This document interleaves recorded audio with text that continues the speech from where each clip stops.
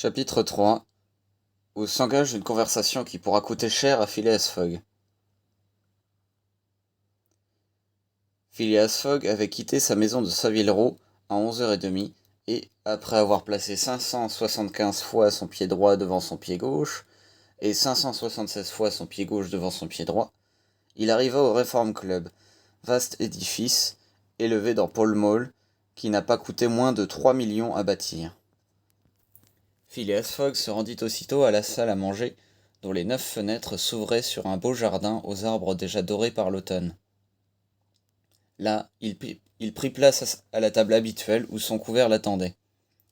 Son déjeuner se composait d'un hors-d'œuvre, d'un poisson bouilli relevé d'une Reading sauce de premier choix, d'un roast beef écarlate agrémenté de condiments mushroom, d'un gâteau farci de tiges de rhubarbe et de groseilles vertes, d'un morceau de Chester, le tout arrosé de quelques tasses de cet excellent thé, spécialement recueilli pour l'office du Reform Club. À 12h47, ce gentleman se leva et se dirigea vers le grand salon, somptueuse pièce ornée de peintures richement encadrées. Là, un domestique lui remit le Times non coupé, dont Phileas Fogg opéra le laborieux dépliage avec une sûreté de main qui dénotait une grande habitude de cette difficile opération. La lecture de ce journal occupa Phileas Fogg jusqu'à 3h45, et celle du Standard, qui lui succéda, dura jusqu'au dîner. Ce repas s'accomplit dans les mêmes conditions que le déjeuner, avec adjonction de Royal British Sauce. À 6h moins 20, le gentleman reparut dans le grand salon, et s'absorba dans la lecture du Morning Chronicle. Une demi-heure plus tard, divers membres du Reform Club faisaient leur entrée, et s'approchaient de la cheminée, où brûlait un feu de houille.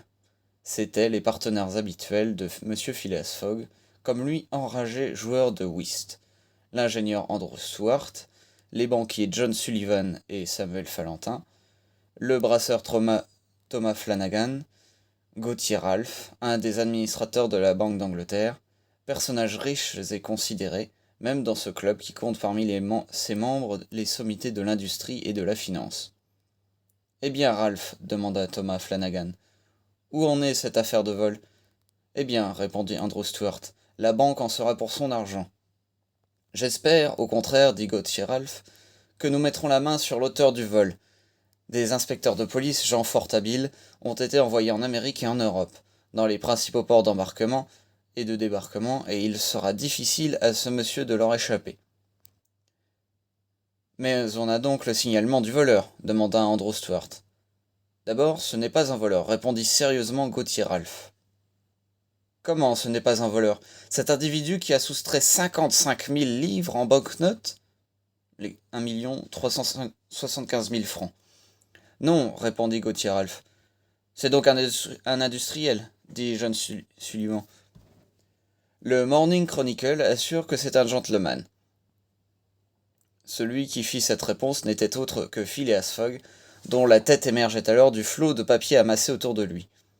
En même temps, Phileas Fogg salua ses collègues, qui lui rendirent son salut. Le fait dont il était question, que les divers journaux du Royaume-Uni discutaient avec ardeur, s'était accompli 3 jours auparavant, le 29 septembre. Une liasse de bank-notes, formant l'énorme somme de 55 000 livres, avait été prise sur la tablette du caissier principal de la Banque d'Angleterre. À qui s'étonnait qu'un tel vol eût pu s'accomplir aussi facilement, le sous-gouverneur Gauthier Ralph se bornait à répondre qu'à ce moment même, le caissier s'occupait d'enregistrer une recette de 3 shillings 6 pence et qu'on ne saurait avoir l'œil à tout. Mais il convient de faire observer ici, ce qui rend le fait plus explicable, que cet admirable établissement de Bank of England paraît se soucier extrêmement de la dignité du public. Point de garde, point d'invalide, point de grillage. L'or, l'argent, les billets sont exposés librement, et pour ainsi dire à la merci du premier venu. On ne saurait mettre en suspicion l'honorabilité d'un passant quelconque. Un des meilleurs observateurs des usages anglais raconte même ceci. Dans une des salles de la banque où il se trouvait un jour, il eut la curiosité de voir de plus près un lingot d'or pesant 7 à 8 livres, qui se trouvait exposé sur la tablette du caissier. Il prit ce lingot, l'examina, le passa à son voisin, celui-ci à un autre, si bien que le lingot, de main en main, s'en alla jusqu'au fond d'un corridor obscur et ne revint qu'une demi-heure après reprendre sa place, sans que le caissier eût seulement levé la tête. Mais, le 29 septembre, les choses ne se passèrent pas tout à fait ainsi. La liasse de banknotes ne revint pas, et quand la magnifique horloge posée au-dessus du drawing office sonna à 5 heures la fermeture des bureaux, la Banque d'Angleterre n'avait plus qu'à passer 55 000 livres par le compte de profits et pertes. Le vol bien édûment reconnu, des agents, des détectives, choisis parmi les plus habiles, furent envoyés dans les principaux ports, à Liverpool, à Glasgow, au Havre, à Suez, à Brindisi, à New York, etc. Avec promesse, en cas de succès, d'une prime de 2000 livres, 50 000 francs, et 5% de la somme qui serait retrouvée. En attendant les renseignements que devait fournir l'enquête immédiatement commencée, ces inspecteurs avaient pour mission d'observer scrupuleusement tous les voyageurs en arrivée ou en partance. Or précisément, ainsi que le disait le Morning Chronicle, on avait lieu de supposer que l'auteur du vol ne faisait partie d'aucune des sociétés de voleurs d'Angleterre. Pendant cette journée du 29 septembre, un gentleman bien mis, de bonne manière, l'air distingué, avait été remarqué qui allait et venait dans la salle des paiements, théâtre du vol. L'enquête avait permis de refaire assez exactement le signalement de ce gentleman. Signalement qui fut aussitôt adressé à tous les détectives du Royaume-Uni et du continent. Quelques bons esprits, et Gauthier Ralph était du nombre, se croyaient donc fondés à espérer que le voleur n'échapperait pas. Comme on le pense, ce fait était à l'ordre du jour à Londres et dans toute l'Angleterre. On discutait, on se passionnait pour ou contre les probabilités du succès de la police métropolitaine. On ne s'étonnera donc pas d'entendre les membres du Reform Club traiter la même question, d'autant plus que l'un des sous-gouverneurs de la banque se trouvait parmi eux. L'honorable Gauthier Ralph ne voulait pas douter du résultat des recherches, estimant que la prime offerte devrait singulièrement aiguiser le zèle et l'intelligence des agents. Mais son collègue, Andrew Stuart, était loin de partager cette confiance. La discussion continua donc entre les gentlemen qui s'étaient assis à une table de whist. Stuart devant Flanagan, Valentin devant Phileas Fogg. Pendant le jeu, les joueurs ne parlaient pas, mais entre les robres, la conversation interrompue reprenait de plus belle. « Je soutiens, dit Andrew Stuart, que les chances sont en faveur du voleur, qui ne peut manquer d'être un habile homme. »« Allons donc, répondit Ralph. Il n'y a plus un seul pays dans lequel il puisse se réfugier. Par exemple. Où voulez-vous qu'il aille ? Je n'en sais rien, répondit Andrew Stuart. Mais après tout, la terre est assez vaste. Elle l'était autrefois, dit à mi-voix Phileas Fogg. Puis, à vous de couper, monsieur, ajouta-t-il en présentant les cartes à Thomas Flanagan. La discussion fut suspendue pendant le robre. Mais bientôt Andrew Stuart la reprenait, disant « Comment autrefois ? Est-ce que la terre a diminué par hasard ?»« Sans doute, répondit Gauthier Ralph. Je suis de l'avis de monsieur Fogg. La terre a diminué puisqu'on la parcourt maintenant 10 fois plus vite qu'il y a 100 ans. Et c'est ce qui, dans le cas dont nous nous occupons, rendra les recherches plus rapides. Et rendra plus facile aussi la suite du voleur. À vous de jouer, monsieur Stuart, dit Phileas Fogg. Mais l'incrédule Stuart n'était pas convaincu, et, la partie achevée, il faut avouer, monsieur Ralph, reprit-il, que vous avez trouvé là une manière plaisante de dire que la terre a diminué. Ainsi, parce qu'on en fait maintenant le tour en 3 mois, en 80 jours seulement, dit Phileas Fogg. En effet, messieurs, ajouta John Sullivan, 80 jours depuis que la section entre Rothal et Allahabad a été ouverte sur le Great Indian Peninsular Railway. Et voici le calcul établi par le Morning Chronicle. De Londres à Suez par le Mont-Cenis et Brindisi, Railway et paquebot, 7 jours. De Suez à Bombay, paquebot, 13 jours. De Bombay à Calcutta, Railway, 3 jours. De Calcutta à Hong Kong, Chine, paquebot, 13 jours. De Hong Kong à Yokohama, Japon, paquebot, 6 jours.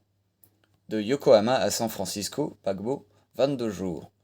De San Francisco à New York, Railroad, 7 jours. De New York à Long, paquebot et railway, 9 jours. Total, 80 jours. Oui, 80 jours, s'écria Andrew Stuart, qui, par inattention, coupa une carte maîtresse, mais non comprit le mauvais temps, les vents contraires, les naufrages, les déraillements, etc. Tout compris, répondit Phileas Fogg, en continuant de jouer, car cette fois la discussion ne respectait plus le whist. Même si les hindous ou les indiens enlevaient les rails ? s'écria Andrew Stuart. S'ils arrêtent les trains, pillent les fourgons, scalpent les voyageurs? Tout compris, répondit Phileas Fogg, qui, abattant son jeu, ajouta 2 à tout mettre. Andrew Stuart, à qui c'était le tour de faire, ramassa les cartes en disant: Théoriquement, vous avez raison, monsieur Fogg, mais dans la pratique? Dans la pratique aussi, monsieur Stuart. Je voudrais bien vous y voir. Il ne tient qu'à vous. Partons ensemble. Le ciel m'en préserve, s'écria Stuart. Mais je parierais bien 4000 livres, 100 000 francs, qu'un tel voyage fait dans ces conditions est impossible. Très possible, au contraire, répondit monsieur Fogg. Eh bien, faites-le donc. Le tour du monde en 80 jours? Oui. Je le veux bien. Quand? Tout de suite. C'est de la folie, s'écria Andrew Stuart, qui commençait à se vexer de l'insistance de son partenaire. Tenez, jouons plutôt. Refaites alors, répondit Phileas Fogg, car il y a mal donne. Andrew Stuart reprit les cartes d'une main fébrile, puis, tout à coup, les posant sur la table. Eh bien oui, monsieur Fogg, dit-il, oui, je parie 4000 livres.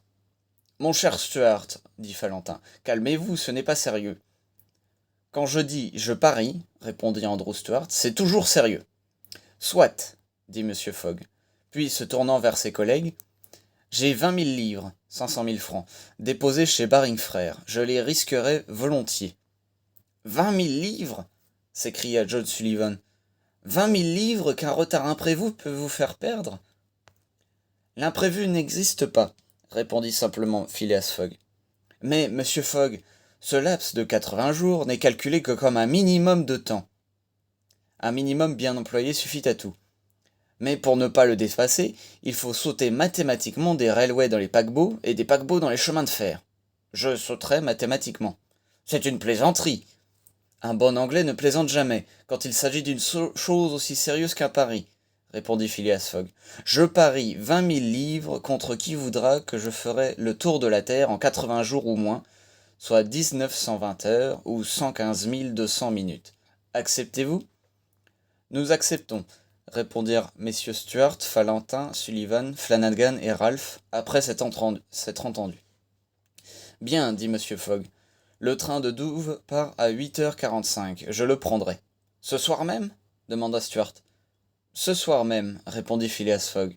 Donc, ajouta-t-il en consultant un calendrier de poche, puisque c'est aujourd'hui mercredi 2 octobre, je devrais être de retour à Londres, dans ce salon même du Reform Club, le samedi 21 décembre à 8h45 du soir, faute de quoi les 20 000 livres déposés actuellement à mon crédit chez Baring Frères vous appartiendront de fait et de droit, messieurs. Voici un chèque de pareille somme. Un procès-verbal du pari fut fait et signé sur le champ par les 6 co-intéressés. Phileas Fogg était demeuré froid. Il n'avait certainement pas parié pour gagner, et n'avait engagé ses 20 000 livres, la moitié de sa fortune, que parce qu'il prévoyait qu'il pourrait avoir à dépenser l'autre pour mener à bien ce difficile, pour ne pas dire inexécutable projet. Quant à ses adversaires, eux, ils paraissaient émus, non à cause de la valeur de l'enjeu, mais parce qu'il se faisait une sorte de scrupule de lutter dans ces conditions. 7 heures sonnait alors. On offrit à M. Fogg de suspendre le whist afin qu'il pût faire ses préparatifs de départ. « Je suis toujours prêt, » répondit cet impassible gentleman, et, donnant les cartes, « je retourne carreau, dit-il. À vous de jouer, monsieur Stuart.